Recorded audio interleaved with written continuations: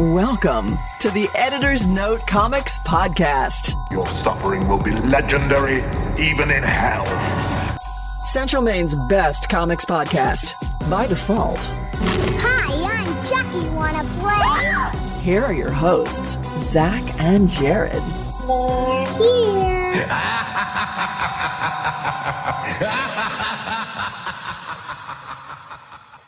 Hey everybody, welcome to the show. I'm Zach and I'm here with the Renfield to my Dracula, Jared. I don't know what he does. Renfield, he goes, rats, rats, and then he eats a bunch of bugs. Let me try. Rats, rats. That's the old universal way. Here we are. Let's just get this out of the way.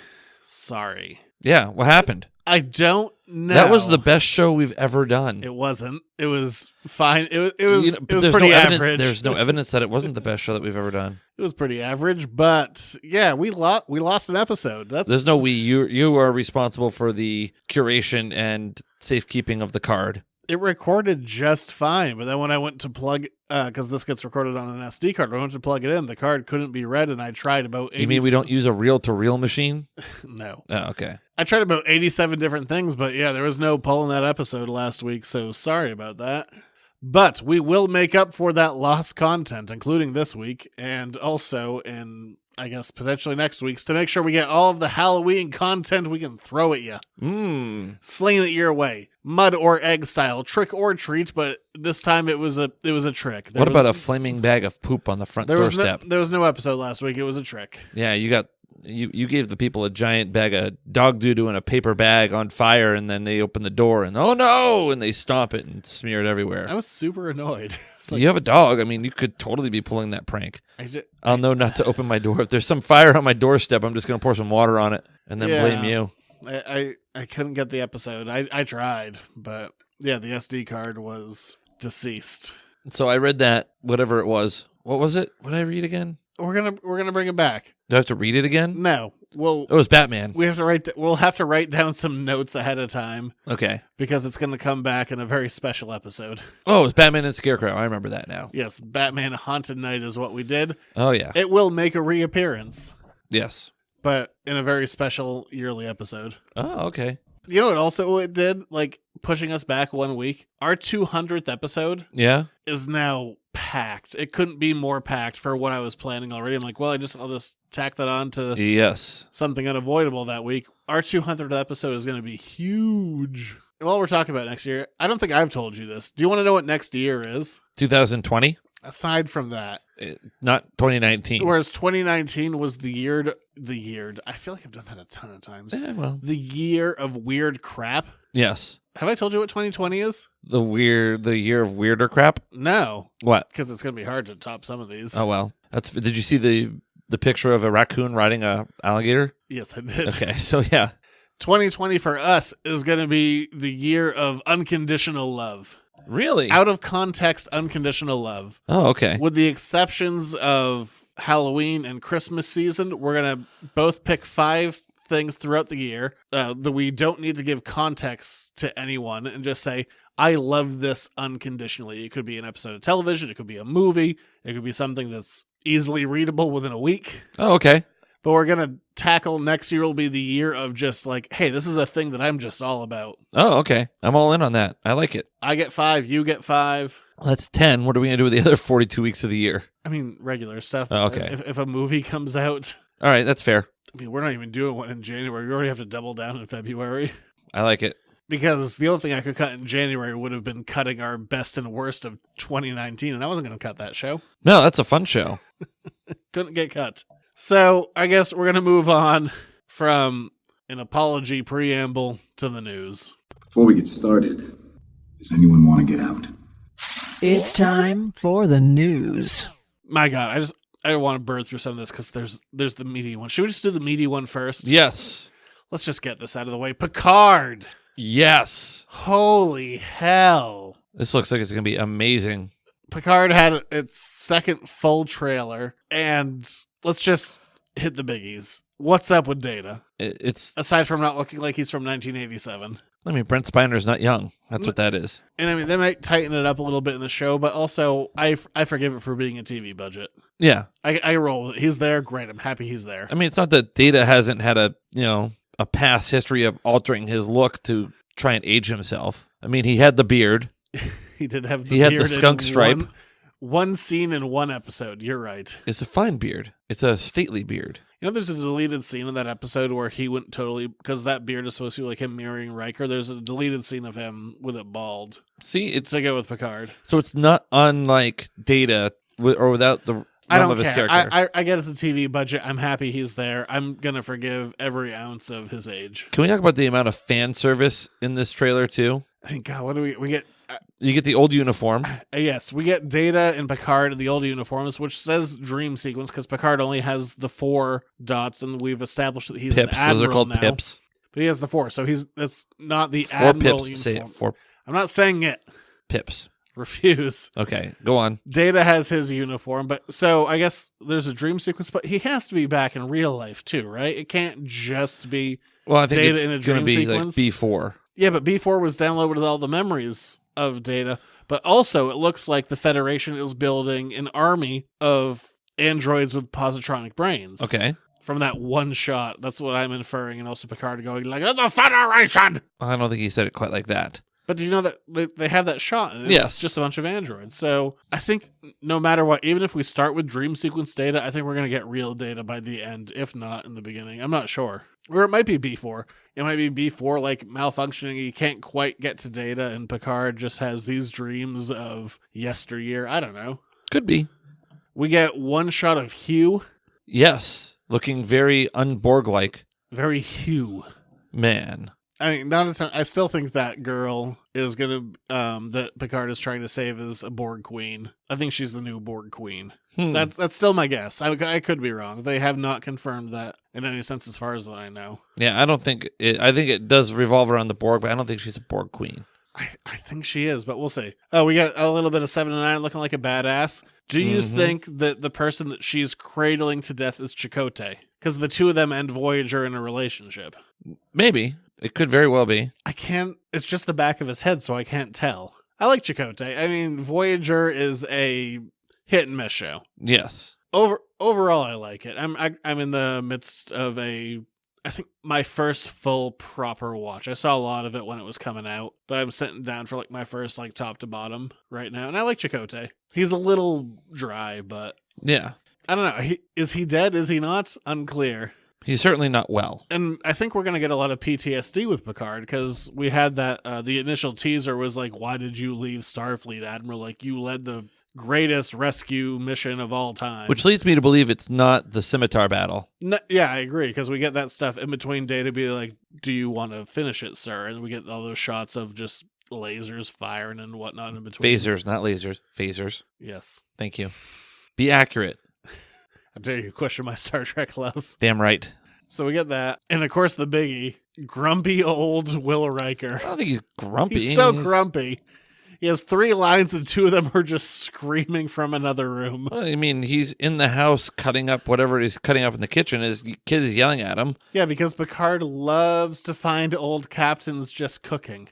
Yeah, That's his MO. That's not an original take. I saw a lot of people compare that to You're right, because I've scene never from seen Generations. Star Trek Generations. Yeah, I've never seen that movie. You hate it. Yeah, I don't love it. I won't say I hate it. I think it's a good movie. I enjoy it. I don't love it, but I enjoy it, I would say. But we get Riker, we get some Deanna Troi. And can't you just hear the next line? She hugs him, she takes off her gardening glove because they're all gardening. She's like, Jean-Luc, and can't you just hear? He doesn't say it, but in my brain, all I can hear is counselor. Yeah. That's all I can hear. And boy, she barely looks like herself because, ton of plastic surgery. But hey. Those Beta-Zeds. Yeah, she looks more alien now than she did when she was playing the role. Well, anyway. I like the last kind of scene there where Frakes they're... didn't get any work done. But I mean... No. But I like it. He's sitting there with Picard and Frakes are sitting on... Picard and Riker are sitting on that pier. Best that dock. Bud's just doing best bud stuff. Yeah. And what I like about Frakes so much is he clearly looks older. And, I mean, Patrick Stewart is older. That's just a reality. But Frakes looks older, but when he says those lines, he sounds He sounds identical. Oh, he sounds the same. Oh my God, it's so perfect. I love. I wanted a number one when he walked in and said, "Willick, number one." He has a number one. It's his dog. That's true. Oh man, I love that trailer. I can't tell you how many times I watched that since it came out. Like every time I'm doing something at work, I'm like, well, just one more viewing of the Picard trailer, and then I'll go do my next thing. It's so good.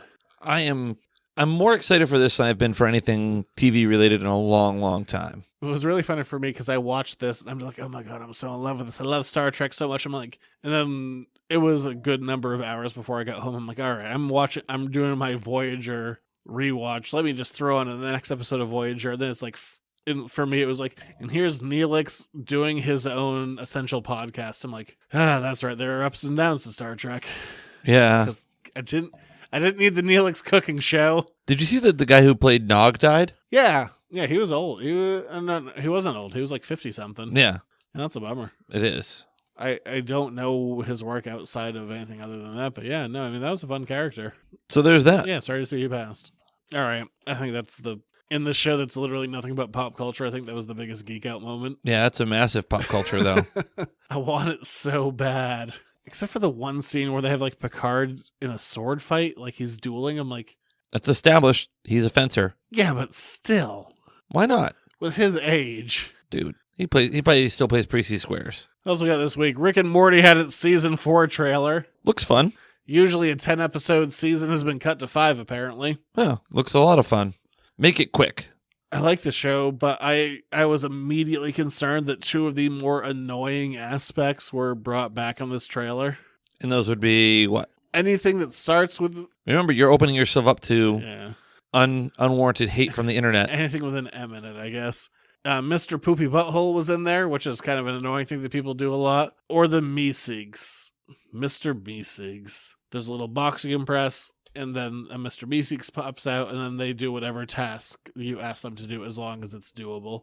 And there were a bunch of them, and it's one of those things like you never want to say that you're a fan of Rick and Morty because God forbid someone come up to you and just scream, I'm Mr. Meeseeks! Oh, that's what the kids mean when they say that in the hallway. Is it? Do they say that? I've heard some kids do that, yes. Murder them. I don't know. I'm not going to murder children.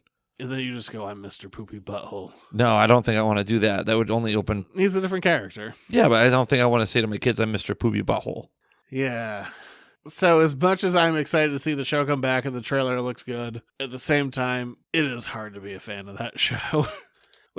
More Star Trek. Let's just keep talking Star Trek. Discovery had its trailer. As soon as you get CBS All Access, you gotta watch that show. It's so good. Yes. Now you're just saying that. Well, I mean, when I have time to get CBS All Access, I will get it and I will watch it. I mean, in January. We're getting it in January. That's true. We are. there's not a lot of question. Gotta watch that Picard show, because how can you not?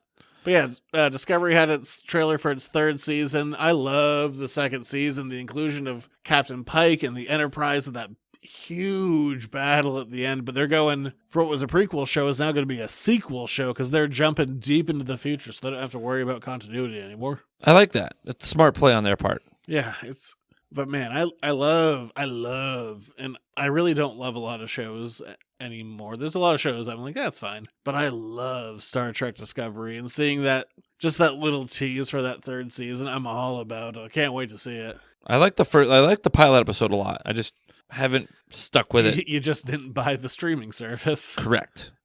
So that's the reason. But it's so good. How good is it? It's my 2nd favorite show on television. Wow, and it's not even on television. You know what I mean? I know what you mean. Better Call Saul is number 1. I know. If we're keeping track, let's just... For current show, I should say. Current show. All time, not top 10, but, pretty good. Are you thinking would you say Breaking Bad is your all-time favorite, or Simpsons? Firefly? Firefly or Simpsons. That's a coin toss. Okay. We'll wait till we get to next year with the Unconditional Love episodes. Oh, yes. I can't wait to see an episode of Sons of Anarchy out of context. Maybe I won't do that to you. I won't put you through that. I know. That's the point. The point is total out of context. Do whatever makes you happiest. Maybe I'll find one of the more violent episodes. Just go with whatever makes you happiest. That's the point of it. All right. I like it. What's the key to my Feel happiness? the love, man. This one, out of context. Deal with it. Talk about it. All right. What else we got? Oh, the Birds of Prey. This is the last week's story. Birds of Prey had a trailer. Mm-hmm. I think Didn't we talk about it last week? No one heard it. That was the problem. Oh, it's old news now. We're going to have some repeats here. Oh, jeez. All right. Overall, I like the colorfulness of it. I think the trailer is actually going to reflect the movie compared to Suicide Squad, where the trailers tried to be like hyper, like happy and colorful, and then the movie was just bland CGI blobs with 1,000 eyeballs. Question. Weird that you raised your hand. This movie's called Birds of Prey, but there's no Huntress. There's no Batwoman. There is a Huntress. Huntress is in there. Oh. Batwoman's not. Yeah, but the Harley Quinn. Batgirl, Cassandra Cain, she's in Yeah, there. Harley Quinn is not one of the Birds of Prey. It's a rotating cast of female Gotham ladies. Okay, I'm just saying. I was told to say that. Okay, Somebody with more comic book knowledge than I have. That's good. That was a weird stand you took. That makes more sense. Yes. Because they went with a very marquee name and then took a lesser-known property. What do you want from me? I don't know. Money? No. Oh, I like Ewan doesn't have to McGregor ask. in You it. asked. He sounds like he's going to be good in that. I like he looks fun. He looks like he's having fun. Is he going to wear a black mask? Is he going to wear a weird BDSM skull mask? Both. I hope so. Wow. Probably.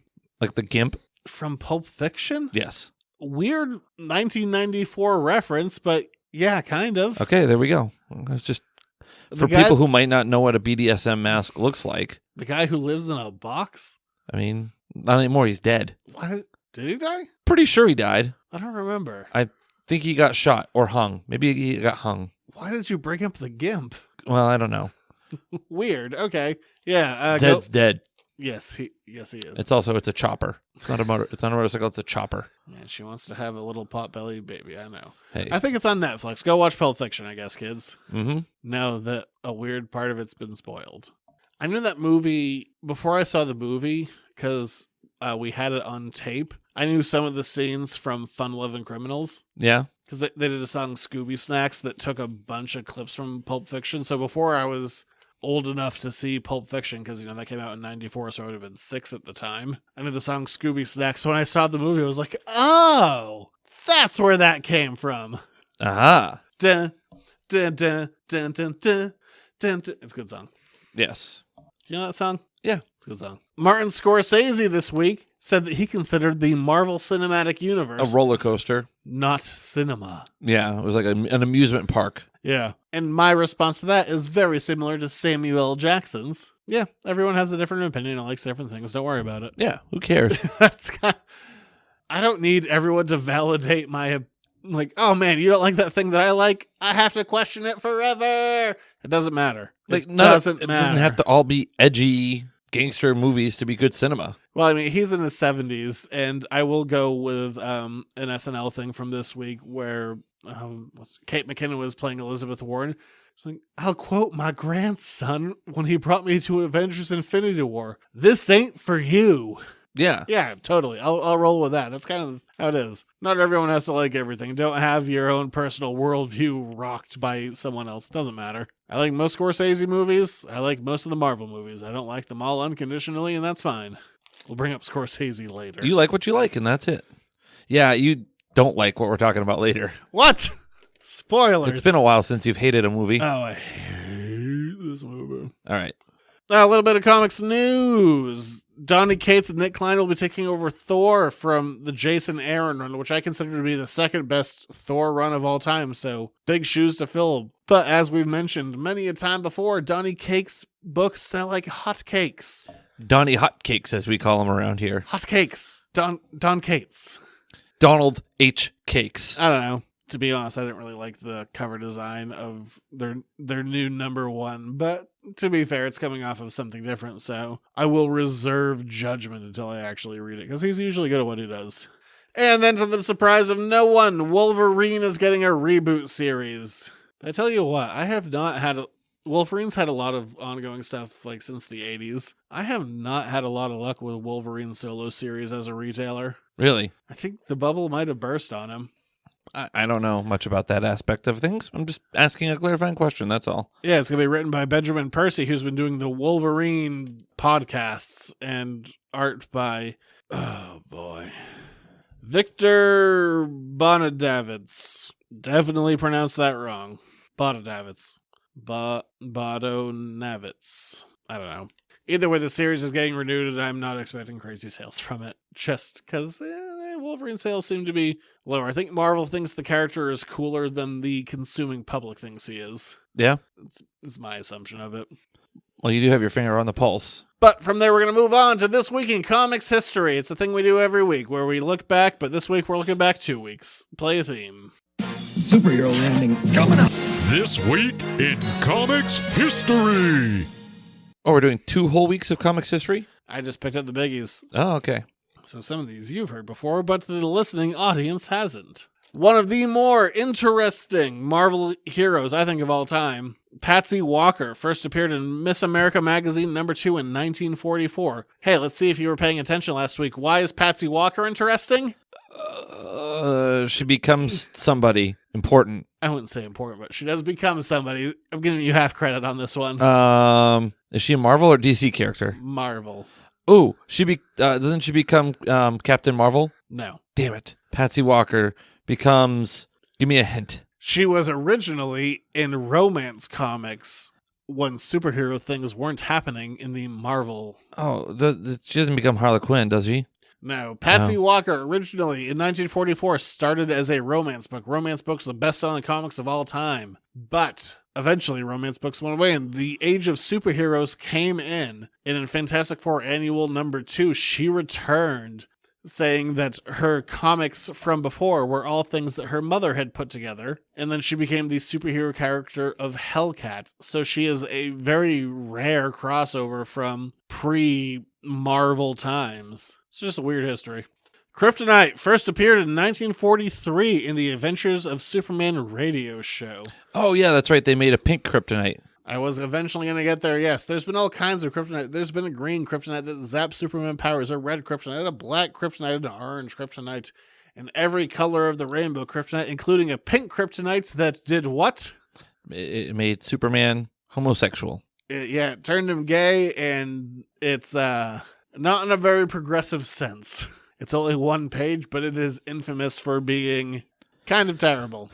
Well, we did read a whole book about where Lois Lane becomes a woman, a black woman. So where Lois Lane becomes a woman. a black woman. Yeah, so Kryptonite, where would we be without it? I don't know, that planet really blew up all over Earth. It did. In 1941, the very first Fleischer Superman cartoon aired in cinemas. One of those shorts that would appear before you actually got to see a movie on a Saturday matinee, titled The Mad Scientist. If you have Amazon Prime, you can get the Fleischer Superman cartoons for, I guess the price of an Amazon Prime subscription, but these are truly wonderful. They're very short. They're very much a precursor to Batman the Animated Series. There's only 17 of them. Go watch them. They're great. I love them. They're so friggin' good. But moving on. Speaking of Marvel in the early days. Ooh, yes. In that very important year of 1961, where the Fantastic Four first appeared, kicking off the Marvel Age of Comics. Oh, what a night. Came this nerd. Hank Pym first appeared in Tales to Astonish #27. He's like, the ants. I'm a tiny man and there are ants. Maybe I should become Ant-Man. Oh, wait, you said 1961. I started singing Oh, What a Night, but that was 1963. I don't know. It's a good song, though. It's about a young boy's journey into manhood. I understand. Yeah, you know what the song's about, right? Yeah, no, I get it. Okay, I'm there. Oh, you're there? Congratulations. Also, last week in comics history, Martian Manhunter first appeared in Detective Comics #225 in a backup strip. But it's funny, speaking of Martian Manhunter, this came out this week, that apparently Harry Lennox's character, who was a general in Man of Steel and Batman v Superman, was going to be Martian Manhunter in disguise all along. Really? But we never got to see that because those movies are terrible. Hard stance. Also, last week in comics history, April O'Neil first appeared in Teenage Mutant Ninja Turtles #2 in 1984. Interesting, considering we're coming from Maine. April O'Neil is based off of Kevin Eastman's then-girlfriend, April. Yes, we talked about that. No one heard it. No, I'm just remembering. Except this. I remember. Except that, unlike the comics, April was black. Yes. And her father was the inspiration for Baxter Stockman, who also appeared in that same issue. So those are your fun Maine facts. Yay, Maine. Westbrook, Maine. My facts. And this week in 1950, one of the longest running comic strip series, and probably the most important one of all time. Prince Valiant? Not my favorite. No, never Prince Valiant. Oh. Peanuts in 1950 first happened this week. Charles Schultz. I gotta tell you, I think about this first Peanut strip a few times a week because I think it's hilarious. You have to enunciate. On what? You're not really getting the T out. Peanuts. Thank you. D's nuts. Okay, go on. But I think about that first strip so often. There's this like crappy little kid on the sidewalk. There goes good old Charlie Brown. Oh, how I hate him. This. It exemplifies how terrible children are, and also just the tone of that strip, like in their very first comic. Like, to me, the first Peanut strip is the best Peanut strip. Well, you know, Charlie Brown is Charles Schultz. Cancer-ridden Charles Schultz. Oh, man, why'd you gotta bring that up? Look at his little bald head. There are bald children in the world. Yeah, with cancer. Oh, come on, let's not go there. Let's move on. In 2006, Eric O'Grady made his first appearance at the irredeemable Ant-Man #1. Written by Walking Dead co-creator and writer Robert Kirkman, Eric O'Grady stole one of Hank Pym's suits to become Ant-Man. It was mostly just a perv. He liked to watch a bunch of superheroines in the shower, and then he became a villain. Wow, I guess he's a villain from the get-go. He was basically like, I'm going to dive into your soapy boobs while you shower. I didn't do it. Why are you giving me those looks? I don't think I've ever heard the term soapy boobs used on this show. Probably not. And in 1976, Carol Danvers had her first solo series. Miss Marvel #1 kicked off years and years before she was Captain Marvel. This is when she didn't have pants. Hey, you know, sometimes it's better to not wear pants. Sometimes you just need a bathing suit bottom to fly around space. Ask Wonder Woman. She flies around space less. Wonder Woman has also had pants at different times. And she also has an invisible jet.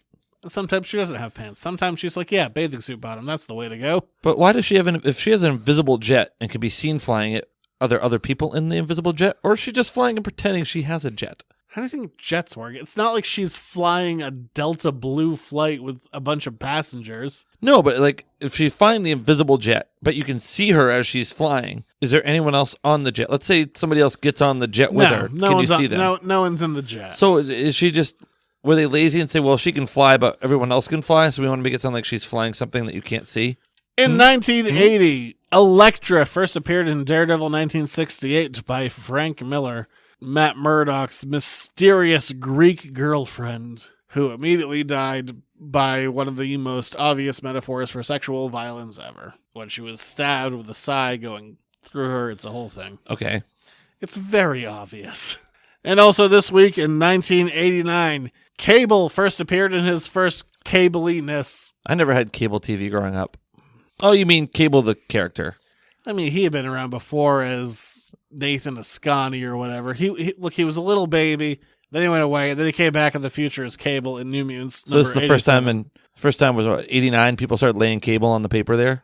This is the second most valuable issue of the New Mutants book. It would be broken and for what sells much better now. What do you think it is? By, let's say, New Mutants 92. 6 figures? Who is the bigger first appearance than Cable? Cable is the second highest. Oh, I thought you were asking how much money it would be worth. No. No. So, this is like an $80 book. Wolverine wasn't considered one of the New Mutants, was he? No, that was Hulk 181 or 180, depending on how you want to count it. I feel like you were about to say it, but you didn't. Gambit? No, but you're in the right time frame. Storm? No, the shoe is 75. Okay, Gambit. Who else might be? Who did Cable appear in a movie with? Deadpool. Ah, I got it right. Yeah, just a few months later. But that's it for this week and last week in comics history. So since it's that time of the year again, we're going to go from the Thunderbolts to the Oklahoma City Thunder and go into Jared's sports reports.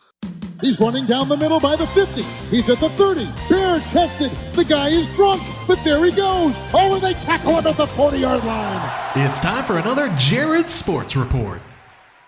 All right. Welcome to Jared Sports Reports. Let's see. Major League Baseball playoffs are underway. The Tampa Bay Rays beat the Oakland Athletics, and they're currently struggling in their series. The New York Yankees. Name. So what, the Oakland Athletics? Yeah, it's just not a good name. Yeah, their mascot's kind of an elephant on a baseball.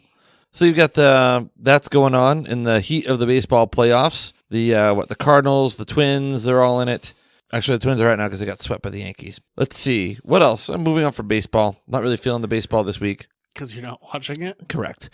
Although I will say this, the Red Sox did announce today they're increasing their ticket prices by 1.7% next year. While getting rid of their more popular players. Yeah, that might be a problem. Just a hair. Yeah, we'll talk more about that when we get further away from the open gaping wound that was a disappointing Red Sox season. The New England Patriots are 5-0 now after beating the Washington Redskins. Actually, just correction, Washington. Avoid the insensitive name.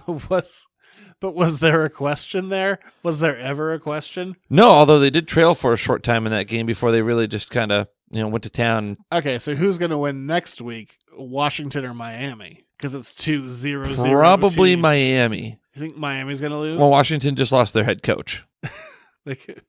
They could come back to beat the team that's intentionally losing.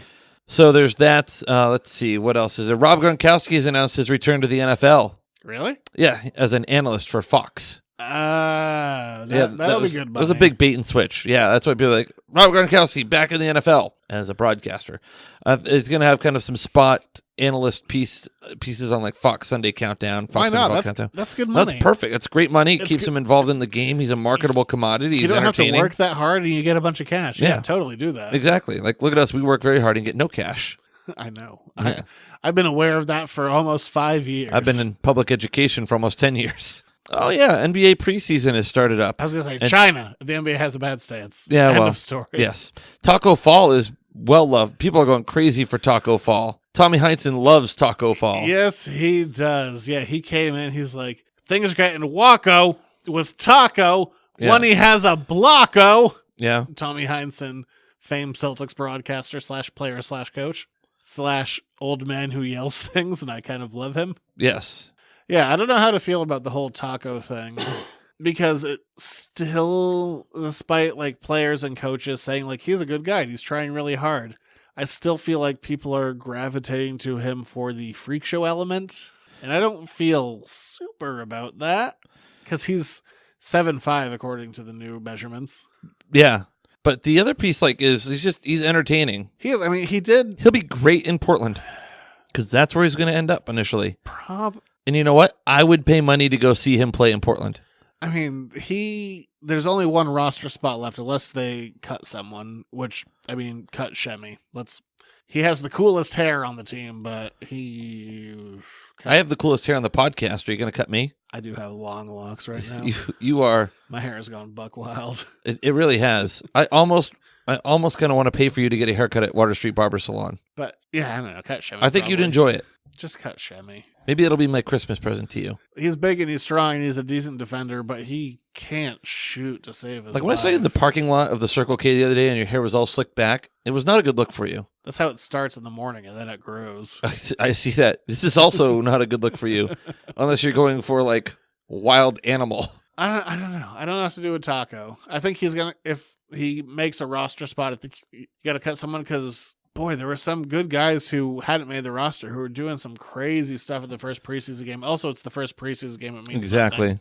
Anything can happen. Yeah. Celtics offense looked pretty slick. Defense.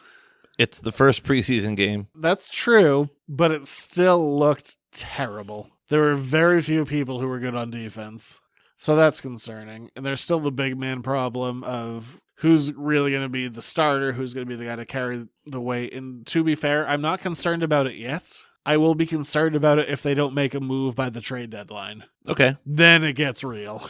Maybe I'll do my crazy predictions next week because I feel like we're going to have a long show anyway. Okay. Not that they're going to change, but... Yes. That's it really for the sports reports. Yeah. Zion Williamson is making people look foolish. I certainly haven't watched every preseason game, but I did watch Zion's first NBA game. Holy hell. He's good. He can, I mean, not only can he dunk, he can pass. He had some great assists, but that's what makes him more dangerous is his ability to distribute in the lane. So you have to honor him. And if you don't honor him, like you can't just double down on him. You have to honor anyone he can pass to, so it opens things up for him. He's, at least in that one game that I watched, the one game that he's had, he wasn't coming across as a selfish player. Yeah. But holy hell, when he had the ball and he had the opportunity, that strength and that confidence, he's a tank. He's fast, too. Oh, my God, yeah. I mean, Pelicans aren't really playoff contenders. They got a bunch of the Lakers cast-offs and now Zion, but boy, he is dynamic. I don't know whatever the word you can use for him. He's so watchable. You just look at him and like, oh my God, how can a human do that? Because he's a freak. No, that's Giannis. Oh, sorry. Because he's Zion. That works. He's that city in the Matrix. Yes. That terrible dancing city. Stop that. Okay. All right. I guess that's it for sports reports. Unless you have anything else. Is there anything on hockey? There's Bruins. hockey. Bruins are doing well. I mean, they're a regular season. They're underway. They're going. They're hitting it hard, baby. Go Bruins. All right. So from there, it's time to review the Joker. Now might be a really good time for you to get angry. That's my secret. I'm always angry. It's time for an Editor's Note podcast review. As we do for so serious, Zach? As we do for each and every show, or every movie at least, we're going to do non-spoilers and then spoilers. Non-spoilers. You said you wanted some time to sit on this one. You've had some time. Where do you stand? I feel the same way I did when I left the movie. It's not a movie, and I've talked to some people who've seen it. It's not a movie I'm probably ever going to go see again. I mean, maybe if it's on TV at some point. It was just, I don't know. It was unsettling. I found it to be kind of intense. I found myself during the movie kind of like, how would I act or feel around somebody, who was dealing with this kind of mental illness. So, I mean, it was just... I'm sorry. Which kind of mental illness? It's a legitimate condition. What is? Nondescript mental illness? No, his mental illness was... One of them? Well, he was unable to cope with certain situations emotionally, and he had the disorder where he laughed when he didn't know, like, it was kind of his coping mechanism almost. Their version of mental illness was, he has it. Mental illness. Fair. And then they really held up a mirror to society. My God, I've never felt so just penetrated by a movie. Wow. Continue. I mean, it was... Sorry, they did nothing with mental illness. Like, he's got it. He's got one of them. Yeah, that's fair. You really don't like this movie. I think you're more upset about it because you were hoping for something better. This was a rare movie where I was so pissed off about it. I was texting, like, we saw a pretty late showing. You slept through part of it. It was 7 o'clock is not a late showing. Whatever. I slept through maybe 30 seconds of it. Oh, more than that. The person next to me heard you snoring. Oh, wow, he's snoring. Yes, I did. When I woke up, it was still the same scene, though, so That's I don't fair. think I fell asleep for that long. Like, to be fair, I was coming off of the flu. Yeah. Anyway. Yeah, I was so mad at this movie. Like, when I got home, I was texting you things that pissed me off. Like, we didn't talk long enough afterwards. Let me tell you more thoughts. I mean, the movie, like, with mental illness, it does nothing. It just says, he's got it. Yeah. Nice and generic. And then they're like, and I was like, okay, so what are the big themes of this movie? Like, mental illness. Okay, what's that? Class and society. Yeah, like, they've really dropped the ball on mental illness. What else we got? Okay, they say class structure seems to be a big topic. What do they have to say about class? It's there. Class structure is there. What do they say about what does it do? Really nothing. What do they say about how to fix it? Really nothing. So I guess it's just there. It just says there's a society with class structure. Yeah. Yeah, I was aware of that. I'm not counting this as a spoiler, but the only message this movie attempts to send is burn it down. Yeah. But even that, it offers conflicting messages throughout the entire movie about mental illness, about class, about people. It's nothing but contradictory messages and weird tonal shifts. Once the Joker puts on the Joker makeup, like fully, it becomes a different movie. And there are references to, I know people have talked about this movie's like an amalgam of Taxi Driver and King of Comedy. I've never seen King of Comedy, so I really can't speak to that. I've seen a lot of Scorsese, but I've never seen that one. Have you? What? Have you seen King of Comedy? I have not. Yeah, neither have I, so I really can't speak to that movie. But once he puts it on, the movie changes entirely. Like, that's not the same guy, and not in a way of, oh, he's transformed. No, it's just a different movie. The movie in the last 20 minutes and the first hour and a half, they're not the same. That's a different guy. Well, he snaps. Yeah, and you can argue that. Like, you could say, oh, well, that's what happened in The Killing Joke. Except what I would say for the Killing Joke is the guy who becomes the Joker in the Killing Joke, which is clearly one of the bigger points of reference for this comic book wise, is that guy. He might have been down on his luck, but he was at least competent. Yeah. This version of the Joker isn't. And I'm not saying that about the mental illness aspect. I'm just saying he's an idiot. He has no skills. He has no plan. And you could say, like, well, the Joker doesn't have a plan. He's an agent of chaos, but he's still intelligent about how he goes from, like, he is a criminal point A mastermind. to point B. This guy's just a dumbass. Well, I think he develops a plan. I think once he No, I don't think has he his ever. moment. No. He totally had a plan about what he does at the end. How that spun out was not intentional. And the Joker isn't. No, I'm talking about what happened on the show. I know what you're yeah. saying. Without saying it yet. That wasn't intentional. The fallout at the end is not intentional. No.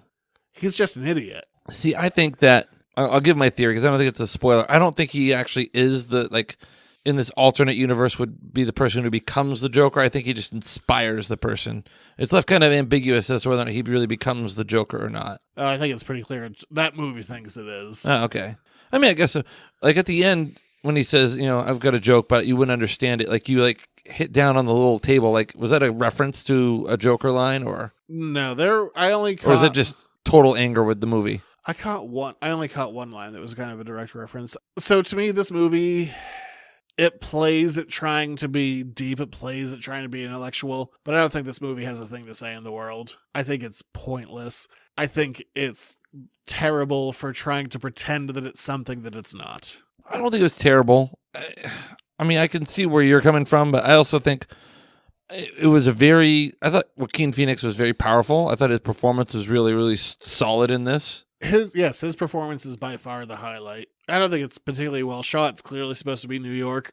Was this shot in New York? I meant to look that up. Yes, it was. Okay, good, because it was New York. Because there's a scene where you see like a New York City rent-a-bike rack in the background.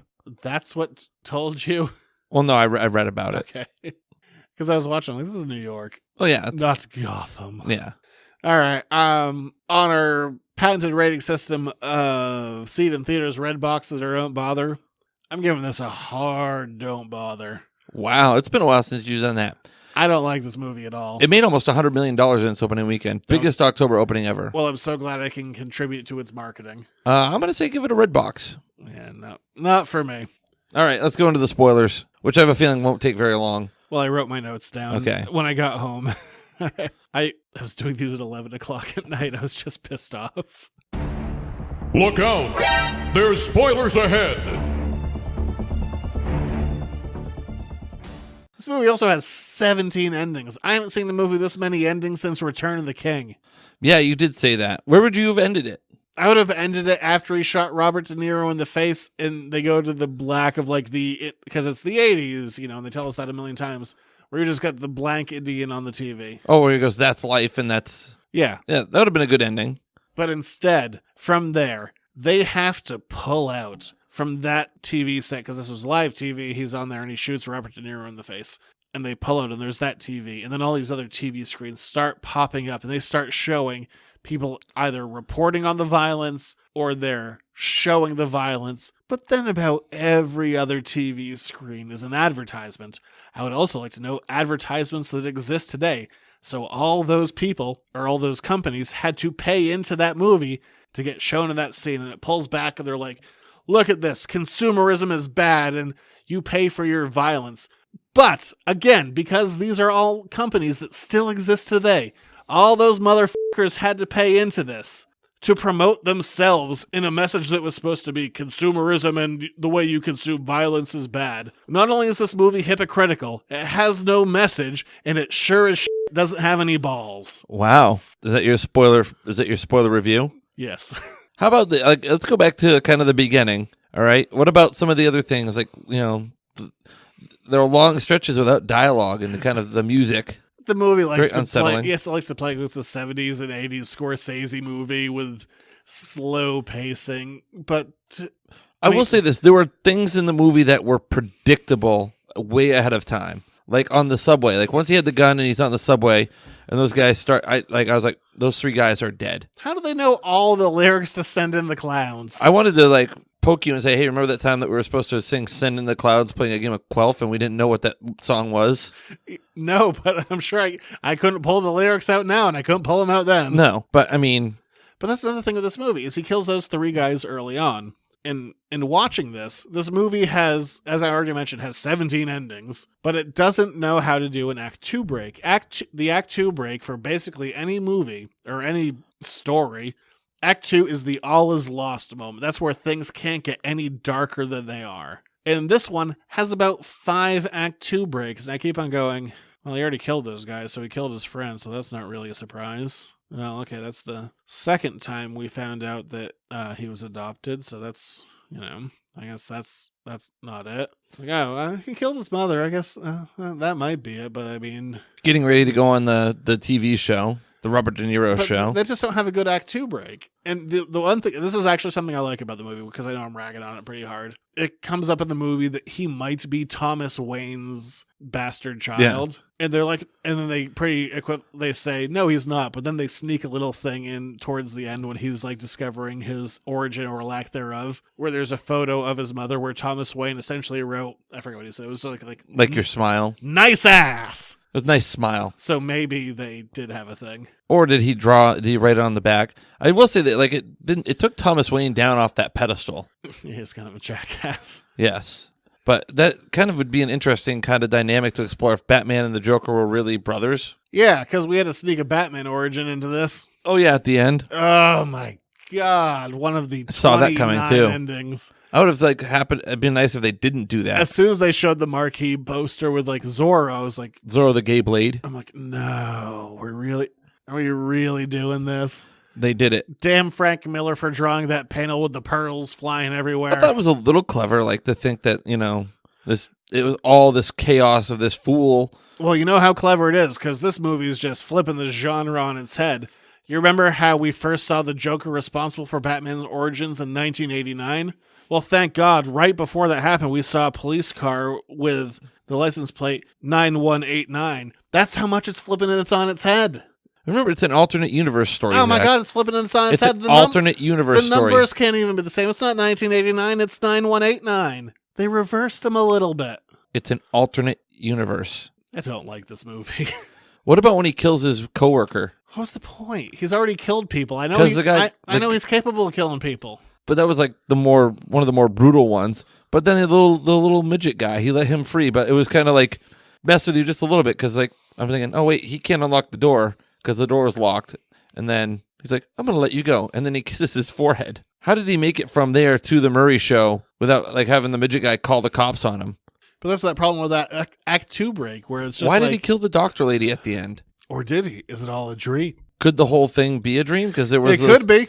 But you could tell during that though that there was he was having delusions of being with his neighbor. And a lot of wasted actors in this. I mean, that Zazie Beetz his neighbor down the hallway. Do you think he killed her? No, I think he fantasizes about having sex with her and that she's supportive of him. But then it turns out, oh my God, it was all a dream. And then Mark Maron's in there for 2 seconds. And what are we doing? Yeah, well. What is this? You didn't like it. That's pretty much the crux of the matter. Not even a little. I was bored and then I was angry. So, and I could say well, sometimes, it's good if movies are a swing and a miss, but this is so generic with its mental illness. That's a thing. Society. We got a mirror to you. Oh boy, we're hardcore. This isn't your daddy's Batman movie. It's 9189 Batman. Oh my God. Whatever. Oh, so talking about class. Yes. So this movie is Taxi Driver, but crappier. And I'm also not a big fan of Taxi Driver. I think Taxi Driver is a very well-made movie. I think the ending is very interesting. I just don't have anything to latch on to make me interested in it for the majority of the movie. Okay. But still, well-made movie. I understand why people like it. What Taxi Driver does is, at the end of it, we get Travis, who commits acts of violence, who then gets media and social praise for his acts because they were against these terrible people. But in reality, from watching the movie, we know that he could have committed those same acts against basically anyone, and also potentially a political candidate. So we get this whole thing of society brings up this a terrible person when it could have gone any other way. Interesting concept. What Joker does is preach at us for 5 minutes. when he's on stage with Robert De Niro. Yeah. And even some of those messages are conflicting because he goes like, well, you walk over us every day. You don't even know. And then 2 seconds later, he's like, but you never even go outside, do you? I'm like, well, which one is it? Is he walking over you or does he never go outside? What's your message, you preachy bitch? I don't know. I like the concept of doing these kind of Elseworld comic book movies, but this is terrible. I did not enjoy this movie. I'm aware that people seem to like it, but it ain't for me. I'm not clamoring to go see it again, or I don't even know if I'd ever see it again. But I'm I will not disappointed I saw it. Ah, man, what a bad movie. I do not enjoy. Oh, what? I apparently scraped a scab off. Oh wow, I'm you're bleeding. I am bleeding here. That must be a sign to end the movie. Oh man, I really flipped this review when I said I'm bleeding. Oh yeah. It's a real 9189 situation. It really is. When I saw that, I was like, yeah, I get it. You're not Tim Burton's Batman. You're real special. All right. You have anything else to add? Nope, that's about it. You enjoyed it more than me. Yes. As it was in the early runs of the show when we'd go to movies like, I liked it, and you're like, I hated it. Joaquin Phoenix, good performance. Though. Yes. Oscar worthy? I can't say that because the movie itself is so bad. Remove just his performance. No, because I don't know what he actually is about. So would you say he's the worst Joker ever? No. It's Leto. Okay. So would you rate your Jokers non-animated? I actually wrote an article about this about 12 years ago. Okay. Well, that's not fair because he was theatrical too. Was he better? Okay, was he better than Jack Nicholson? I know people will disagree with this, but if I'm rating Jokers, I'm rating Jokers of how do they reflect the comics at the time. If I'm rating that, then Cesar Romero is the most appropriate one for 1960s comics. Okay. Nicholson isn't really reflecting the 80s. Heath Ledger isn't really reflecting the mid-aughts. Cesar Romero is reflecting the 60s, so I go with him. Although I know it's not technically the best performance, but if I'm saying the best Joker, and I'm kind of calibrating it for of the time. Okay. All right. I mean, that being said, Heath Ledger gives the best performance, but I don't know. Hopefully that comes across as clear as I hope it did. All right. It was cloudy clear. Clearly cloudy. Fantastic. All right, so from there, we're going to move on to letters to the editors. Lot of questions, number one. Damn few answers. Here's another one of your letters to the editors. Make it so. Once again, this is what we did last week. If you want to write us in a Halloween-ish question, those would be appreciated. Let's see how much Jared remembers of the answer from last week. Oh, okay. Because I'm repeating it. Yes. In the main Marvel Comics continuity, the universe is referred to as the 616. Also, if you'd like to write us questions, you can do that at editorsnotecomics@gmail.com. But why is Marvel Comics continuity referred to as the 616? We talked about this. It was Alan Moore. It was Alan Moore. And now it's become he's a snake worshiper. He is. He likes to pray to Glycon. Yes, Glycon, the snake god. I did come up with some interesting, as we talked about, the number 616 has some positive meaning to it. It does potentially. Yeah. It might have some negative meaning to it, or it might just be a total bullshit number. The numerology energy represented by the number 616 is one of determined steady progress. Again? Same website. Son of a bitch. Yeah. The number 616 reduces to the single-digit number 4. The energy represented by the number 4 resonates with, among other things, pragmatism, conscientiousness, and a focus on building a secure foundation for the future.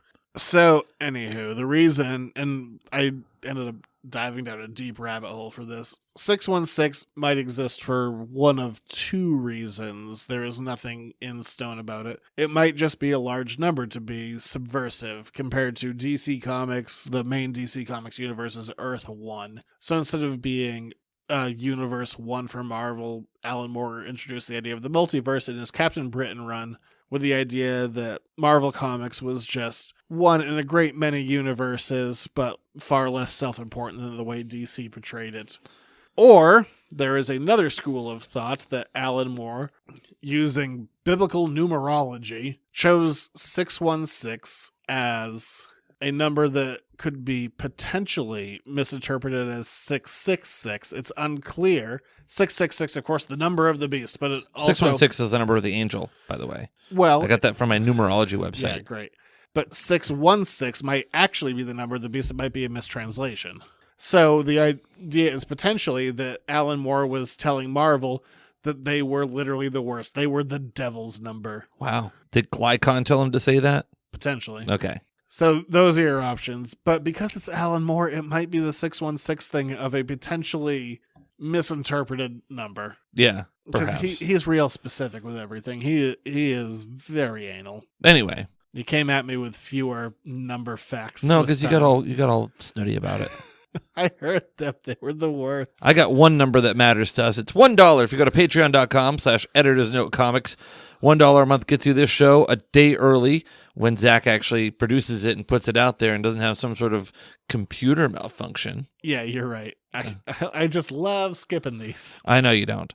Plus, you can also get spoiler and spoiler-free reviews of Buffy, Angel, and Firefly right here on the Editor's Note Podcasting Network with your Patreon subscription donation exclusive thing. Yes, super exclusive. More exclusive than, I don't know, the champagne room. That is exclusive. Also, you can visit Zach at 210 Water Street in Hollowell. He's also online, editorsnotecomics.com. Facebook, Instagram, Twitter. Anything going on at the store? That's a no. No, I had to think about that. I don't think so. You just finished a big sale, so you missed out on that if you didn't go. How'd that go? It was good. It cleared out some space. That's what you wanted to do. That was what it was meant to do. Good job. I'm proud of you. Plus, you have a 4.9 star review on Google. Fantastic. I was Google mapping something yesterday, and you popped up on Google Maps. Yeah, if you want to throw reviews in any direction, whether it's iTunes or Facebook. All right. Now, it said everything about your store. Oh, you're waiting on me now. Okay, yeah. And you're on Twitter. At Junior Rich. Next week, we haven't fully decided yet, but I think it's going to be an annual tradition. Ooh, yes. You already know what it is. Oh, yeah. Well, say it. Oh, are we actually going to do this? Yeah, go for it. Next week, we're going to be sly about something. Oh, boy. It'll be a good time. It's an annual we'll tell you a story show. Stay cool, Space Cats. Damn it. He remembered.